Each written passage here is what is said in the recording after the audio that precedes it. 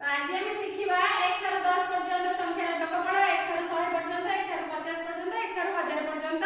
संख्या मानकर जोगफल को केमती सहजरे काढिबा। तो ता पई सूत्र होची कोन ना मोट संख्या गुणन मोट संख्या